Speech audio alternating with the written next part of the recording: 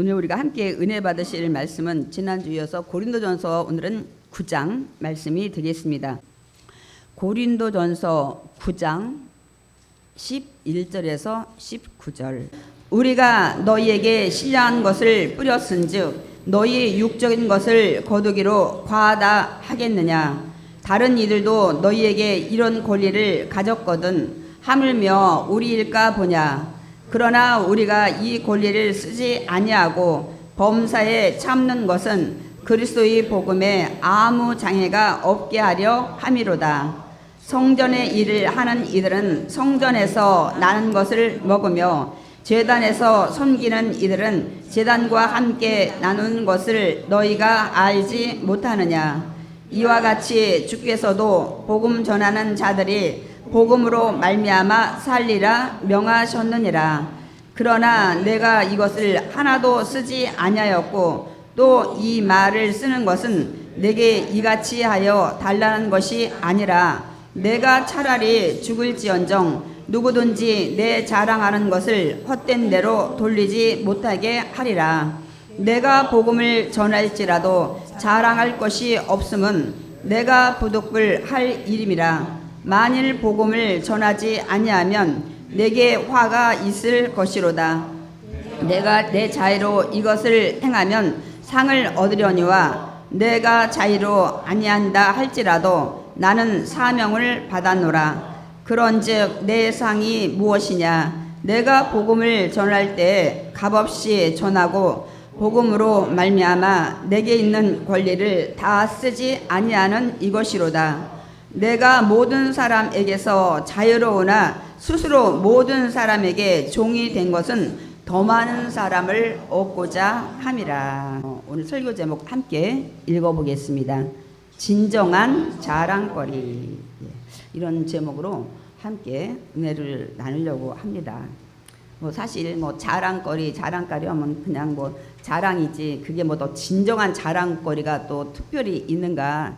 우리가 또 이런 생각은 이제 할 수 있을 거예요. 그러나 오늘 우리가 말씀을 듣고 나면 내가 정말 주님 앞에 많은 사람 앞에 자랑할 수 있는 게 이런 거구나 하는 것들을 이제 깨닫는 시간들이 될 겁니다.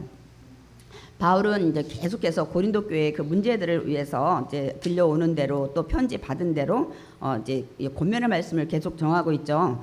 음행에 대해서, 송사에 대해서, 또 결혼에 대해서, 우상 제물에 대해서 이렇게 권면의 말씀을 지금 전하고 있습니다. 그런데 문제는 바울의 그 권면의 말씀에 동의하지 않고 바울의 그 사도성에 대해서 의심을 갖는 자들이 있었다는 사실입니다, 여러분. 여러분, 목회자가 전하는 그 진리의 말씀을 신뢰하지 못하고 또 목회자를 신뢰하지 못하면 굉장히 많은 문제가 야기됩니다. 어떤 문제가 발생할까요?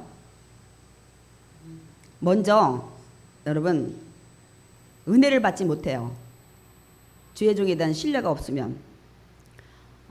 또한 은혜를 받지 못하니까 신앙이 성장하지 못합니다, 여러분.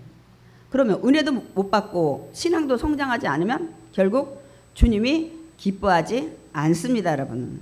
그렇기 때문에 우리가 저 같은 경우는 사실 연약하죠.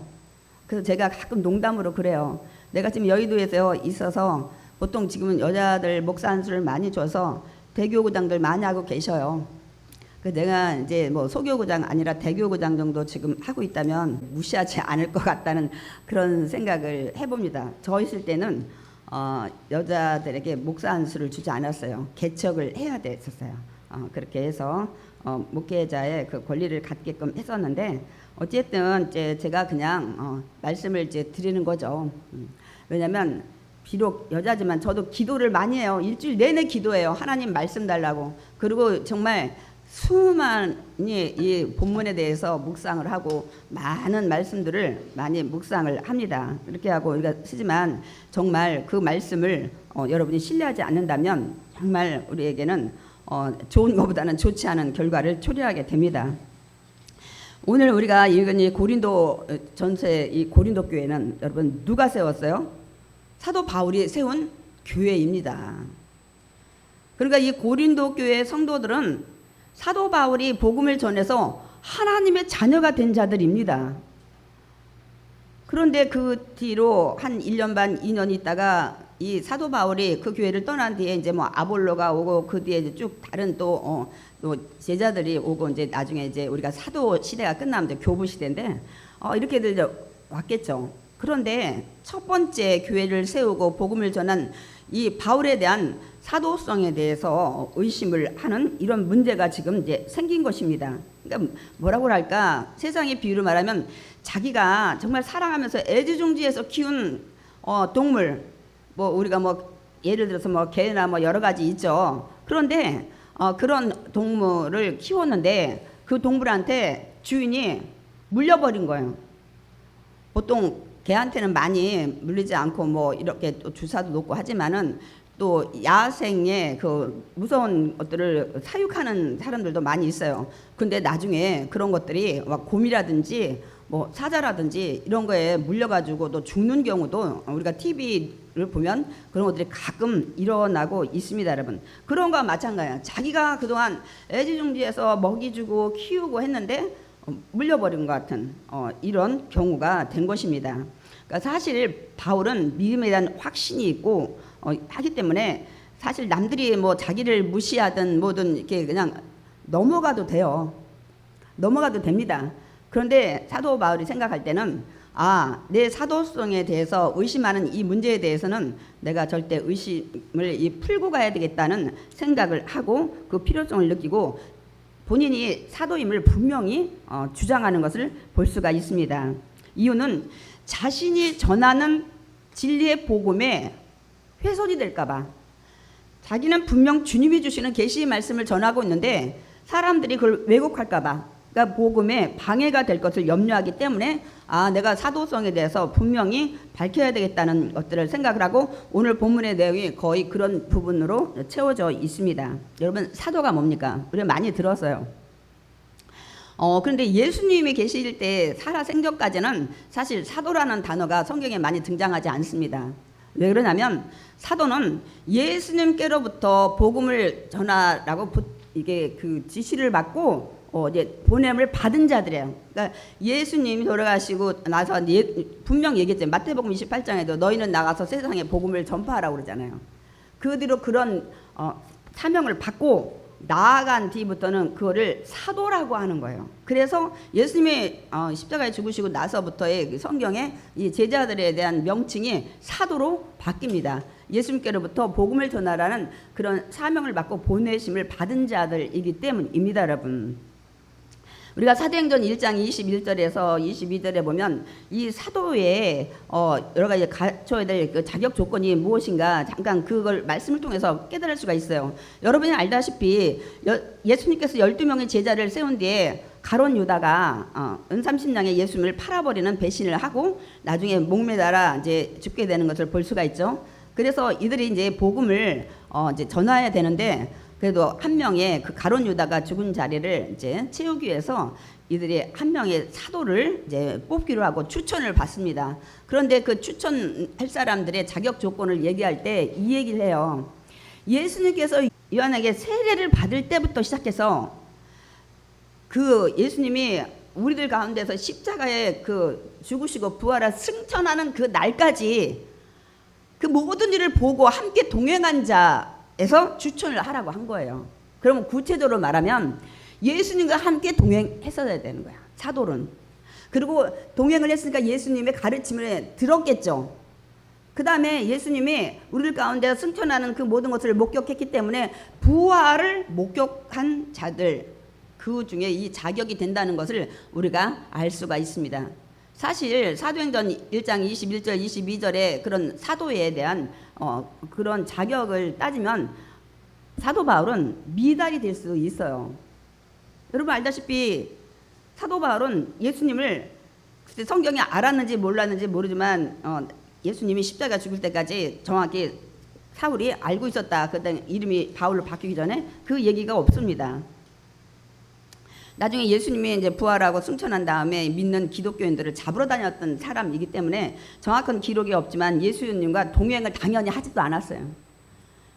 당연히 예수님도 뭐 봤는지 못 봤는지도 성경에 기록이 되어 있지 않기 때문에 딱 이렇게 단정은 할 수가 없습니다. 그러니까 예수님과 동행한 것도 아니지, 예수님한테 직접 가르침을 받은 사람도 아니지.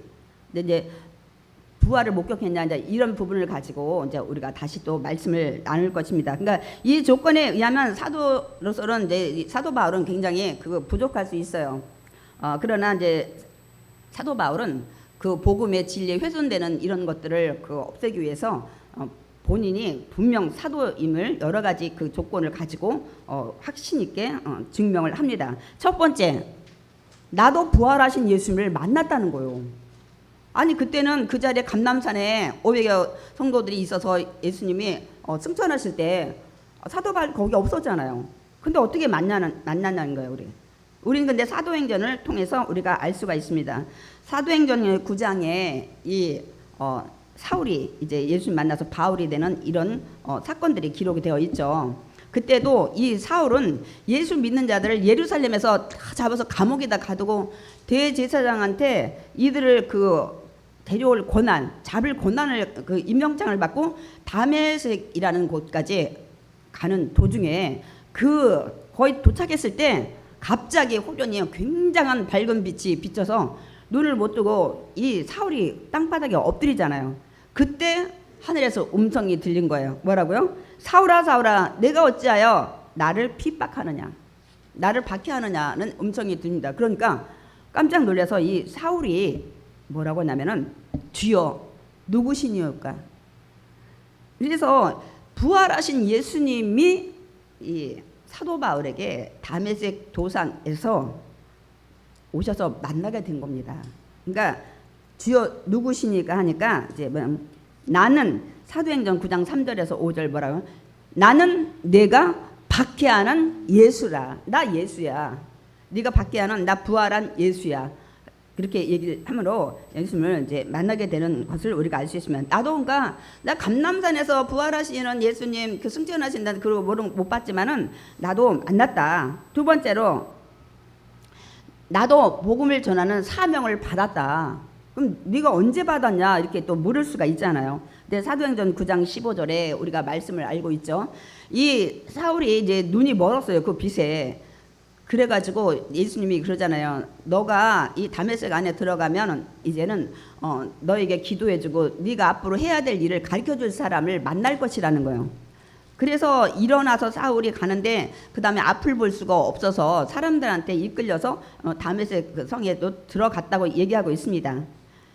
들어가고서 이제 먹지도 않아서 한 사흘 지났을 때 하나님께서 그 다메섹에 하는 제자 아나니아를 환상 중에 불러서, 아나니아야, 이 다메섹 성에 이 다수에서 출생한 사울이라는 자가 있는데 네가 찾아가서 안수기도를 하고 성령 충만을 받게 해라. 그리고 눈을 뜨게 하라고 얘기를 합니다. 그러니까 아나니아가 들은 소리가 있었잖아요. 저는 못 갑니다. 그 자는 예루살렘에서도 많은 믿는 사람들을 박해를 했고 또 여기서 믿는 사람들을 잡을 권한을 가지고 온 자라고 하는데 나는 그 자한테 못 갑니다. 이렇게 얘기했을 때 그때 예수님께서 이 아나니아에게 하신 말씀이 사도행전 9장 15절이에요. 이 사람은 내 이름을 이방인과 임금들과 이스라엘 자손들에게 전하기 위하여 택한 나의 그릇이다. 그런 게 가라 이거예요. 사명을 받은 거예요. 누구한테? 이방인, 임금들, 이스라엘 자손에게 복음을 전하. 나도 사명을 내가 직접 받지는 않았지만 아나니아를 통해서, 그래서 아나니아가 와서 나한테 기도하면서 이 얘기를 해주더라. 나도 주님께 사명을 확실히 복음을 전하는 자로 받았다. 그래서 나도 사도 맞다. 이렇게 얘기를 이제 주장을 하는 거죠. 세 번째는, 그리고 나는 정말 그대로 복음을 전해서 복음의 열매가 맺혔다. 그러면서 오늘 우리가 함께 있지는 않았지만 고린도서 9장 1절에 뭐라고 얘기하냐면 주 안에서 행한 나의 일이 너희가 아니냐. 너희가 열매 아니냐. 내가 사도로서 복음을 전해서 이런 귀한 생명의 열매가 맺히지 않았냐. 그러니까 내가 사도가 분명하다. 이렇게 얘기를 합니다. 그러므로 다른 사람들이 나보고 사도가 아니라고 하는 건 내가 이해를 가지만 너희들은 그렇게 얘기하면 안 된다. 너희들은 나로 말미암아 하나님의 자녀가 됐고 너희가 그 귀한 열매에, 그리고 고린도에 교회가 하나도 없을 때 내가 교회를 세워서 너희들이 지금 하나님의 자녀로 믿음 생활을 하고 있지 않냐. 그러니까 너희들은 나를 사도라고 그렇게 아니라고 얘기하면 안 된다. 이 얘기를 지금 이제 하는 것입니다. 그러니까 이들이 이제 우리 성경 말씀을 통해서 보면은 이 그 바울이 증명하는 내용을 보고 이들이 뭐 때문에 이 사도 바울이 사도권에 대해서 의심을 했는지를 우리가 알 수가 있습니다. 뭐냐면 사도 바울이 사례비를 안 받은 거 가지고, 아니 우리는 주의 종이 사례비 안 받으면 더 감사하지 않아요? 그런데 야 이상해, 사도가 아닌가 봐. 자기가 떳떳하지 못하니까 사례비도 안 받아. 다른 사람은 다 받는데, 왜냐면 이 바나바나 또 우리가 알다시피 이 사울 나중에 바울이 유대인들은 어렸을 때부터 그 생계에 대해서 나중에 어려울 때 그래도 먹고 살기 위해서 어렸을 때부터 기술을 하나씩 가르쳤다고 합니다. 참 지혜로운 것 같아요. 그러니까 내가 다른 일을 하다가도 혹시 망하고 하면 그걸로 인해서 생계를 유지할 수 있도록 배운 게 텐트 만드는 일이에요. 그래서 우리가 그 텐트 메이커라고 우리가 사도행전 할 때도 우리가 말씀을 들었습니다. 그러니까 이 바울은 사례비 받지 않고 이 텐트를 만들어서 팔면서 자기 생활에 대한 것을 생활비를 충당을 한 거예요. 그래서 오늘 그거에 대한 변명을 하고 있습니다. 왜냐하면 아니 사도가 아니니까 떳떳하지 못하니까 우리한테 사례비 달라고도 못하는 거 아니야, 이렇게 하고 또 사도권을 의심하니까 우리 고린도전서 9장 4절에 이렇게 말씀하고 있습니다. 우리가 먹고 마실 권리가 없겠느냐. 나도 다른 사도들과 같이 사비 받아서 먹고 마시는 일을 할 수 있다. 나도 권리가 있다. 그러면서 다시 이제 고린도전서 9장 6절에 어찌 나와 바나바만 일하지 아니할 권리가 없겠느냐. 아마 바나바도 사례비를 받지 않은 것 같아요. 그래서 아니 남들 사도들은 다 말씀에 전무하고 기도에 전무하느라고 일 안 하는데 우리는 일하는데 우리도 일하지 않고 말씀과 기도에 전무할 그런 권리 있다. 이 얘기를 주장을 합니다. 그러면서 고린도서 9장 7절에도 이 예를 드는 거예요. 아니 누가 자기 비용으로 군대 가는데 돈 가지고 가서 자기가 그 밥 먹으면서 나라 군복무를 하는 거예요. 아니지 않느냐. 우리도 그래서 국방의 의무를 이제 남자들한테 줬기 때문에 세금을 우리가 내고 있죠. 그리고 누가 포도를 심고 갖고 와서 그 열매 맺은 포도를 누가 먹지 않겠느냐. 그러면서 또 하나 예를 들죠. 양떼를 기르고 그 양떼에서 나오는 젖을 누가 먹지 않겠느냐. 세상에서도 하면 이렇게 일한 대가를 그대로 받는데 그러므로 우리도 이렇게 할 권리가 당연히 있다. 그러면서 또한 하나님이 주신 율법에도 이렇게 말씀하고 있다고 말씀을 전하고 있습니다. 그게 이제 고린도전서 9장 9절에서 10절입니다. 모세의 율법에 곡식을 밟아 떠는 소에게 망을 씌우지 말라. 기록하였으니 하나님께서 어찌 소들을 위하여 염려하심이냐. 오로지 우리를 위하여 말씀하심이 아니냐. 이게 무슨 말씀이에요? 뭐냐면 이스라엘 백성들이 농사를 지면 그들의 그 높은 곳에 가서 이렇게 이제 그걸 다 곡식을 찢는 거예요. 빻는 거죠. 빻는 거.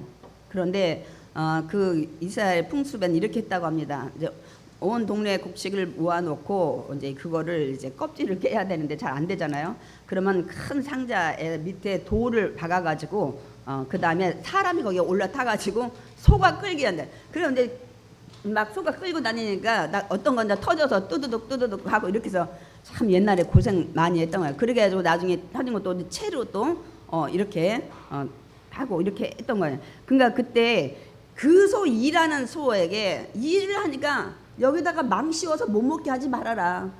일할 때 먹고는 일하게 해야 되지 않냐. 일을 열심히 하는데 모세 율법에도 이렇게 되는데 이 말씀이 소들을 위한 얘기겠냐 이거예요. 우리들을 위한 거예요. 하나님이 일을 하는 자들에게 먹을 것을 제공하라는 거예요. 그 얘기를 하고 있지 않느냐고 이 얘기를 또 예를 들어서 이 사도 바울이 얘기를 합니다. 그래서 나도 충분히 받을 권리가 있다. 그런데 안 받는다는 거죠. 고린도 9장 이제 11절에서 12절 우리가 오늘 읽었는데 우리 함께 읽어보겠습니다.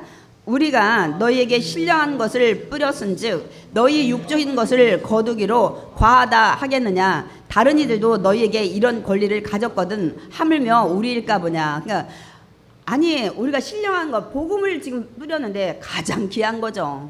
그런데 너희들한테 그 복음을 해서 구원받게 해서 하나님 자녀 만들었는데 육적인 것 너희들한테 사례비 받는 이런 것들을 내가 거두기로 여러분이 우리가 과하다고 여러분이 할 수 있겠냐는 거예요. 다른 이들도 아마 이 바울과 바나바 말고는 다 사례비를 받았던 것 같아요. 여기 이제 뒤에 이어서 이 사역을 받던 이었던 뭐 아볼로라든지 또 뭐 거기에 잠깐 왔었던 뭐 베드로라든지 이 등등등. 근데 너희에게 이런 권리를 가졌거든. 이들도 너희에게 사례비 받을 권리를 가졌는데 하물며 우리도 그 이상 일하고 있지 않냐. 하물며 우리일까 보냐. 우리도 충분히 받을 권리가 있다. 그러면서 이제 또 예를 듭니다. 고린도전서 9장 13절에서 14절. 성전의 일을 하는 이들은 성전에서 나누는 것을 먹으며 레위 지파들 말하죠.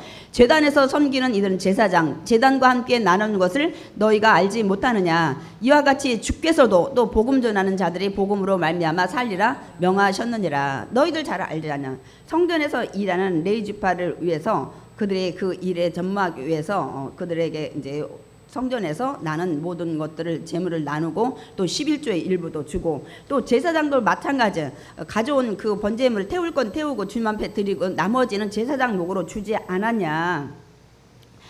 이렇게 하지 않았냐 이렇게 하면서 내가 당연히 나도 받을 권리가 있다 그러면서 그리고 주님께서도 제자들을 내보내면서 이 말씀을 하셨다는 거예요. 복음으로 말미암아 살리라. 너희들이 복음을 전했으니까 복음에 합당한 그런 먹을 것, 입을 것, 마실 것을 받는 것이 당연하다는 말씀을 하셨다는 거예요. 제가 이제 한 말씀만 이제 준비했어요. 마태복음 10장 10절 읽겠습니다. 여행을 위하여 배낭이나 두벌 옷이나 신이나 지팡이를 가지지 말라. 이는 일꾼이 자기의 먹을 것 받는 것이 마땅함이라. 이렇게 이제 말씀을 하고 있어요. 그러니까 전도 나가는 제자들한테 했을 때 예수님이 하신 말씀이에요. 나가서 복음 전하는데 막 전대 돈 준비하고 막 내가 선교하는데 얼마 해야 되고 막 배낭에다 막 그동안 먹을 거 막 마실 거 막 뭐 여러 가지 막 이런 것들을 가지지 말라고 했다는 거예요. 일꾼이 자기 먹는 거 받는 것이 마땅하지 않느냐. 그러니까 일한 싹을 받는 것이 당연하다. 이제 이렇게 말씀을 하고 있습니다. 저는 이 말씀 준비하면서 제가 많이 꺼린 거예요. 이제 이 얘기를 나중에 이제 이 사도 바울이 하죠. 나한테 이렇게 해달라고 그러는 게 아니야. 근데 그한테 저도 그 얘기가 아니라 본문의 말씀이 그렇습니다, 여러분. 제가 알다시피 여러분 한 10년 동안 저 사례비 하나도 안 받고 하고 요새는 장로님한테 달라고 그랬어요. 코로나 이후에는 나도 치료도 받고 돈 들 일이 많으니까 제가 한 10년 동안은 정말 한 푼도 사례비를 받지 않고 그냥 장로님 주는 걸로 생활을 하고 살았습니다. 두 번째는 이들이 또 사도성에 대해서 의심하는 이유는 두 번째는 결혼을 못한 흠이 있다는 거예요. 야, 뭐가 흠이 있나 봐. 왜 사도 바울이 결혼을 안 하고 저게 호라비로 살고 있는 거지? 혹시 고자는 아니야? 막 이렇게 이런 거에 대해서 사도성, 왜냐하면 다른 사도들이 다 결혼을 했기 때문에 그 부분에 대해서 이제 이들이 의심을 한 것 같아요. 그래서 왜냐하면 이 반론을 내는 걸 내용을 보면 이런 문제가 그들이 사도성을 의심하는 거였구나 하는 것을 깨닫게 된 거예요. 고린도서 9장 5절에 뭐라고 했냐면 우리가 다른 사도들과 주의 형제들과 게바와 같이 믿음에 자매된 아내를 데리고 다닐 권리가 없겠느냐. 그러니까 다른 사도들 이 바울 말고 예수님의 그 제자들든 사도로 된 자들도 다 아내를 데리고 다녔나 봐요. 그것도 주의 형제들, 예수님의 동생들 있죠. 뭐 야고보라든지 유다라든지 시므온이라든지 요셉이라든지 이들도 이제 주의 일에 참여를 했을 거예요. 근데 다 결혼해서 아내들 데리고 아내만 있었겠어요? 자녀도 있었겠죠. 그리고 여기서 특별히 또 이들이 그 게바파가 있었잖아요. 베드로파가. 그러니까 게바를 또 따로 떼어가지고 사도들 중에 넣어도 되는데 게바도 아내 데리고 다니지 않아요. 우리가 베드로가 아내 데리고 사역 다닌 거를 이제 우리가 여기서 알 수가 있습니다. 이렇게 하지 않았느냐. 그러니까 나도 충분히 이 뭐라고 했어요? 고린도 9장 5절 우리가 다른 사도들과 주의 형들과 게바와 같이 믿음에 자매된 아내를 데리고 다닐 권리가 없겠느냐. 나도 결혼해서 아내 데리고 다닐 권리 있다. 그런데 우리가 고린도전서 7장을 봤지만은 결혼에 대해서 말씀을 했잖아요. 너희들 음행을 참지 못하고 음행할 것 같으면 결혼해. 그런데 또 거기다 단소리를 달았죠. 남편이 먼저 돌아가신 과부나 그리고 아직 결혼 안 한 처녀 결혼 안 하는 것이 좋을 것 같아. 나처럼. 이유는 뭐였어요? 독신주의가 아니라 뭐냐면 임박한 종말 사상에 그때 만연했었어요. 그러니까 주님이 좀 있으면 오시는데 굳이 결혼해서 가정 이뤄가지고 남편은 아내 또 자녀들 부양할 의무 때문에 주의 일 열심히 헌신하지 못하지 않냐. 아내도 그렇다. 남편 기쁘게 해야 되고 자녀 양육해야 되고 뭐 부모 노릇 자녀 노릇 이렇게 하면 주님 일 헌신하지 못하지 않냐. 그러니까 하지 않는 게 좋을 것 같아. 주님이 오실 날이 가까웠거든. 그래서 나도 이렇게 하니까 너희도 그러는 게 좋을 것 같다고 이렇게 우리 고린도전서 7장에 그 말씀을 우리가 미리 말씀을 들었습니다. 그래서 이 바울이 그 얘기하는 거죠. 나도 아내 데리고 나도 장가가고 난 고자 아니야. 그런데 내가 이런 임박한 종말 이런 것 때문에 안 하는 거지. 너희들이 근데 그 문제 가지고도 나를 의심한다. 이렇게 얘기하면서 나는 일부러 안 한 거야. 주의 일에 더 헌신하기 위해서. 이 얘기를 다 변명을 지금 하고 있는 거예요. 참 뭐라 그럴까. 사도 바울이 굉장히 많이 힘들었던 거예요. 우리는 고린도 후서를 나가다 보면 더 힘든 부분들을 많이 있지만 바울이 정말 대단한 의인이었다는 것을 우리가 알 수가 있습니다. 그래서 성경에 많은 성령의 인물이 있었지만 제일 많이 그 논문을 많이 쓴 것이 주인공이 바울입니다. 바울이 굉장히 그런 신앙의 깊이도 있고 논리적이고 그 삶이 보통 다른 사도나 무슨 선지자들보다 대단한 그런 신앙을 가지고 행했기 때문입니다, 여러분. 그러니까 바울은 자신이 사도로서 누려야 할 권리 나도 다 니들 생각하는 것만큼 내가 얼마든지 누려도 되는데 나는 그렇게 하지 않았다는 것을 이제 말씀을 합니다. 고린도서 9장 15절 읽어보겠습니다. 그러나 내가 이것을 하나도 쓰지 아니하였고 또 이 말을 쓰는 것은 내게 이같이 하여 달라는 것이 아니라 내가 차라리 죽을지언정 누구든지 내 자랑하는 것을 헛된 대로 돌리지 못하게 하리라. 나 이런 권리 다 있음에도 내가 사례비 받아야 되고 뭐 결혼해서 막 부양가정해서 니들이 다 책임져야 되는데 나 아무것도 안 했는데 아무것도 안 해서 그리고 차라리 내가 죽을지언정 누구든지 내 자랑하는 내가 복음 전하고 내가 이렇게 정말 권리 가지고 사도라는 이런 것 때문에 헛된 대로 돌리지 않게 하게 하는 이런 것 때문에 너희들이 경제적인 짐 부담을 주지 않게 하기 위해서 했다는 거예요. 이 속 깊은 바울의 심정을 알지 못하고 야 우리 세상에 이 얘기 하면 안 돼. 쪼단가 봐. 고장가 봐. 뭐가 못났나 봐. 이렇게 하고 이 사도성에 대해서 의심을 했다는 겁니다. 그러니까 뭐라고요? 사도의 권리를 쓰지 않은 이유는 복음 전하는데 혹여나 지장을 주지 않을까. 그러니까 솔직한 여기 심정이 내가 결혼해봐라. 너 내 결혼하면 그 내 결혼 생활에 모든 자금들 다 준비해줘야 되고 내가 부양 가족 생기면 거기까지 다 신경 써야 돼. 나 혼자만 신경 쓰는 게 아니야. 그러게 뭐냐면 경제적 짐을 주지 않기 위해서 했다는 거예요. 그러면서 자신으로 말미암아 성도들이 그래서 실족하지 않게 하기 위해서 주회종들이 때로는 어려움을 겪을 때 있어요. 특별히 선교사님들 나갔을 때 뭐냐면 야 후진국으로 안 가고 선진국으로 왔네. 자녀 교육시키려고 영어 교육시키려고 여기 왔나 봐. 선교사 그 자금이 본교에서 온다니까 생활은 넉넉하니까 편안하려고 선교 왔나 보다. 이제 그렇게 이제 선교비가 이제 주는 데가 있고 그렇지 않은 데가 있어요. 자비량으로 해야 되는 데도 있는데 이런 것들에 그 안 좋은 그런 것들을 가지고 이렇게 말하는 사람들이 있을 때 참 선교 사람들의 마음이 답답할 것 같아요. 물론 혹여나 뭐 0.1% 그런 분이 있을지도 모르겠지만 이렇게 하기 시작하면 은혜가 이제 안 되는 거죠. 그래서 참 주의 일도 하기가 매우 곤란할 때가 많이 있습니다. 그래서 고린도전서 9장 12절에 이렇게 말씀하고 있습니다.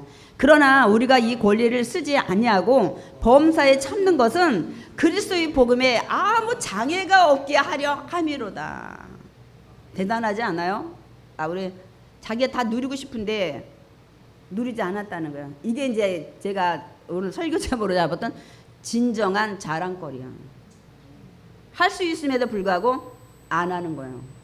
이런 게 자랑이지. 당연히 해야 되는 거, 당연히 해야 될 것을 자랑으로 여기면 안 됩니다. 이제 바울이 또 그 얘기도 해요. 그러나 내가 복음을 전할지라도 자랑할 것이 없으면 내가 부득불 할 일임이라는 것이래요. 내가 왜냐면 복음 전하는 사명을 받았기 때문이라는 거예요. 그러므로 이렇게 복음 전하는 거, 내가 이렇게 열심히 복음 전하는 이 일 가지고 나 상 못 받을 거야. 그 얘기를 하는 겁니다. 그러나 나는 복음 전하는 걸로 상을 못 받지만은 그 외에 받을 다른 상이 있다는 거예요.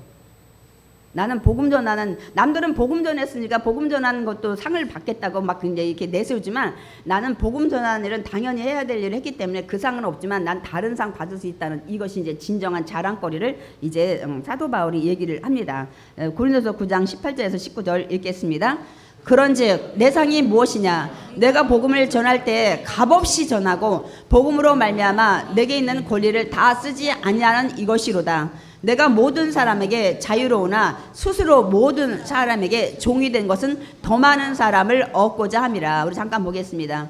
내 상이 복음 전에서는 상이 아니라 나도 받을 상이 있을 것이다. 근데 뭐냐면 내가 복음 전할 때 사례비 받지 않고 내 권리에 주장하지 않고 이렇게 내가 한 이런 것들을 주님이 기뻐하실 거라는 거예요. 그리고 또 하나를 뒤에 말씀을 하는데 나는 사실 자유인이라는 거예요. 이 고린도서 9장 1절에 나는 자유인이다. 정말 사도 바울은 더 자유인이에요. 로마 시민권도 가지고 있잖아요. 그리고 여기서 자유인이라는 것은 더 깊은 뜻을 가지고 있어요. 나는 예수 그리스도의 종이기 때문에 이 민족한테, 이 사람한테, 저 사람한테 굽신굽신할 필요가 없다는 거예요. 나는 한 사람의 종이니까 그 예수 그리스도에게만 복종하면 된다는 거예요. 나는 너희들한테 굽신굽신하고 비움맞을 필요가 없다는 거예요. 그럼에도 불구하고 나는 모든 사람의 종이 됐다는 거예요. 이런 거를 하나님이 기뻐하실 거라는 거예요. 이런 상은 나는 받을 거다 하면서 이 얘기를 지금 하는 겁니다. 그래서 내가 유대인에게는 내가 유대인같이 되고, 아니 바울 유대인이었잖아요. 베냐민 지파였잖아요. 그러니까 육체적으로 완전히 100% 유대인. 단지 이스라엘 땅에서 나지 않았어요. 다소에서 아마 그때 그 디아스포라 다 흩어졌을 때 아마 다소의 부모님이 살아가지고 거기서 태어났어요. 태어나기는. 다소에서 출생을 했지만은 그래서 또 로마 식민권도 가지고 있었는지 몰라요. 그러면 완전한 그래도 육체적으로 내가 유대인인데 나는 유대인들이 그 자랑하는 선민이라는 교만의 의식과 또한 그들의 관습과 어떤 명예 이런 것들은 다 내려놨다는 거예요. 그렇지만 내가 유대인들을 구원하기 위해서 유대인같이 됐다는 거예요. 또 여기에 뭐라고 하냐면 율법 아래에 있는 자들에게는 내가 율법 아래에 있는 자들과 같이 됐다는 거예요. 그러니까 왜냐면 율법 아래에 있는 자들이 뭐냐면 우리가 율법주의를 말해요. 율법주의자는 유대인들은 율법을 잘 지켜야 천국 간다고 느꼈던 자들이야. 예수를 믿어야 천국 가는데 율법을 다 지킬 수가 없어요.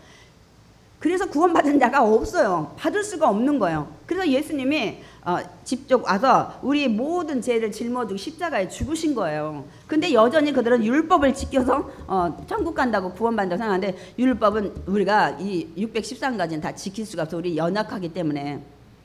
근데 율법주의자들한테는 또 율법주의자를 구원하기 위해서 정말 그들에게 또 그들 같이 했다는 거예요. 눈높이를. 율법 없는 자들은 이제 이방인이겠죠. 근데 나는 율법 없는 자가 됐다. 바울이 율법이 없는 자가 아니야. 유대인들이 그렇게 강력하게 주장하는 율법이 아니라 나는 그리스도의 율법 아래에 있는 자다.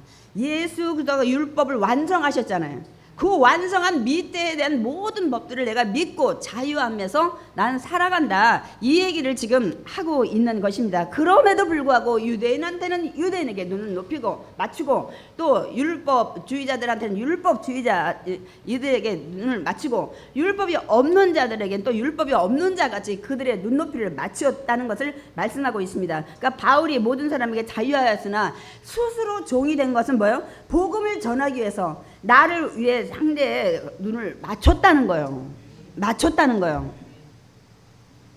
그래서 예수님도 이 얘기를 하십니다. 마가복음 10장 44절 45절 너희 중에 누구든지 으뜸이 되고자 하는 자는 모든 사람이 종이 되어야 하리라. 인자가 온 것은 섬김을 받으려 함이 아니라 도리어 섬기려 하고 자기 목숨을 많은 사람의 대속물로 주려 함이라. 앞에 부분도 있죠. 너희가 정말 섬기를 받고자 하는 자가 되고자 하면 내가 섬기라는 거야.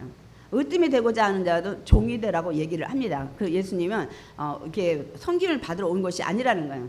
섬기러 왔다는 거예요. 섬기는 정도가 아니야. 생명까지 바쳐 줄 그 마음으로 왔다는 거예요. 그러니까 너희들이 이런 마음으로 나가서 복음을 전하고 성도를 섬기고 이렇게 하라고 말씀을 하는 것입니다. 그러니까 모든 사람에게 바울이 종이 된 이유가 이 고린도서 9장 22절 23절에 말씀하고 있습니다. 9장 22절 23절에는 내가 여러 사람에게 여러 모습이 된 것은 아무쪼록 몇 사람이라도 구원하고자 함이래.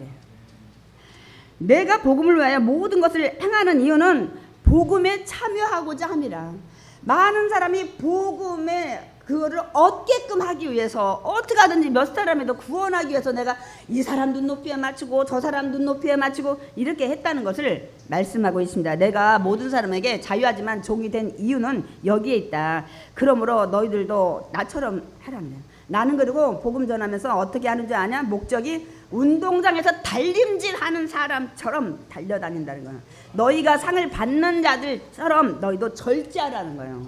나는 이렇게 하려고 애를 쓰고 있다는 거예요. 이 고대 그리스도의 그 이제 이 치유대 이런 것들을 하면은 이들이 보통 10개월 가량 훈련을 받는다고 그래요. 그리고 막 고대는 음식도 절제하고 몸무게도 절제해야 되고 뭐 오락도 막 또 수면 시간도 절제하고 이들이 고대 그 올림픽 나갈 때 이들도 이렇게 훈련을 하고 절제를 했다는 거예요. 하고 싶은 거 먹고 싶은 거 다 절제를 했다는 거예요. 그래서 우리 고린도서 9장 25절에 이 얘기를 하고 있습니다. 읽어보겠습니다. 이기기를 다투는 자마다 모든 일에 절제하나니. 그러니까 절제를 했다는 거예요. 이렇게 막 음식도 절제하고 많은 선수들이 그렇게 하죠. 어떤 운동 경기 할 때 또 체력을 막 늘려야 되는데요. 체중 막 그러면 억지로 막 먹고 또 빼야 될 사람은 또 체중 감량을 막 하고 이렇게 했다는 거예요. 이렇게 절제하는데 문제는 그들이 절제하면서 하는 거는 그들은 썩을 승리자의 관을 위한 거라는 거예요. 이들이 그 고대 그리스의 그 올림픽이 4대 이 경기가 있는데 뭐 이스투미안 뭐 이런 것도 올림피안 이런 경기인데 이들은 그리고 썩을 멸류관이야. 아니 그렇게 10개월 동안 먹지도 않고 자지도 않고 뭐 어떤 훈련하고 노력하고 했는데 받는 게 뭐냐면은 트로피가 아니야. 월계관이나 화환이야.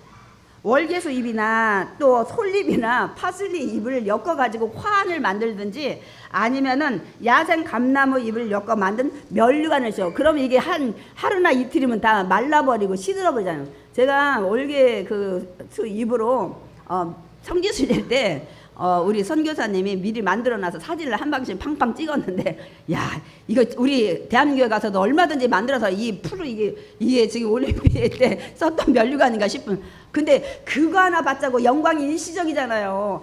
이거 하나 받자고 10개월씩 이렇게 절제하고 이들도 운동하는데 우리는 뭐냐 썩지 아니할 것을 위해서 달려가지 않냐. 그러면 우리는 더 많이 절제해야 될 거 아니야. 영원히 썩지 않는 멸류관을 받는데 그들은 하루나 이틀이면 썩을 멸류관 가지고도 이렇게 절제하고 노력하고 이렇게 하는데 그렇게 얘기를 이제 합니다, 여러분. 그러니까 우리는 더 노력해야 된다. 세상 사람도 그 하루 이틀의 영광을 위해서도 이렇게 하는데, 그러니까 바울이 다름질할 때 향방 없는 사람처럼 분명한 목적 없는 사람처럼은 하지 말라는 거예요. 분명한 목적 없는. 제가 이거 하다 보니까 옛날 조윤기 목사님 설교가 생각나는 거예요. 옛날에 초등학교 때 그 달리기 할 때 빵 하고 그 권총 쏘면 자기는 어디 가야 될지 몰라 자기 집으로 가라는 줄 알고 자기 집으로 막 그냥 달려갔다는 거예요. 방향을 모르는 거예요. 잘못 알고 자기 집으로 빨리 달려가라는 줄 알았다는 거예요. 그래서 막 달려가셨다고 얘기를 하시더라고. 그러니까 목적 없는 삶을 살면 여러분 안 돼. 신앙생활을 열심히 하는데 목적이 세상 부귀영화에 있으면 안 돼. 그 얘기 또 해요. 그리고 권두 선수가 상대방 없이 허공을 치니까 우리 이런 거 많이 하죠. 막 격투기 막 이런 거 있죠. 막 팍팍 이게 뭐 샌드백인가? 거기다 밀가루나 모래 넣고 남자들 이런 거 많이 하잖아요. 근데 이거는 이제 상대방이라고 생각을 하고 하는데 그러니까 사실 허공을 치는 거야. 지금 상대방은 아니니까 이걸 뭐 스키야 마키아라고 하는데 격투기 연습 때 이렇게 하는데 너희들이 목적 없이 한다면 권투 선수가 허공 없이 아무나 되고 지금 주인공은 여기서 이 사람 무너뜨리고 지금 쓰러뜨려야 되는데 여기 있는데 여기다 대고 여기다 대고 여기다 대고 이렇게 하는 거랑 마찬가지라는 거예요. 목적이 없으면 분명한 그 방향이 없으면 신앙생활 하는데 여러분 이거 우리 굉장히 깊이 느껴야 될 말씀입니다. 그러니까 바울은 뭐냐면 분명한 목적 있는 싸움을 해야 된다는 거예요. 어떤 게 분명한 목적이어야 돼요? 세상의 성공입니까? 세상의 부귀영화입니까? 세상의 행복입니까? 그거는 부차적인 거예요. 이순이에요. 그건 자동적으로 와요. 여러분 신앙생활에 있으면은 먼저 그의 나라와 그 의를 구하라. 그러면 먹고 입고 마시는 걸 너에게 더하여 주시라. 우리의 향방은 천국에서 영원한 영생에 대한 걸 향해서 달려가는 거야. 오늘도 그래서 그것 때문에 주일날 나왔고, 오늘도 그것 때문에 헌신하고, 오늘도 그것 때문에 말씀을 듣고.